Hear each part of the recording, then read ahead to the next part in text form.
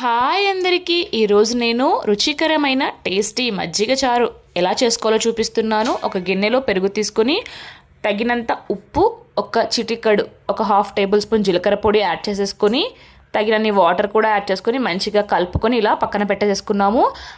పచ్చిమిర్చి, అల్లము ఇలా పేస్ట్ చేసేసుకొని ఇది కూడా పక్కన పెట్టేసుకున్నాము.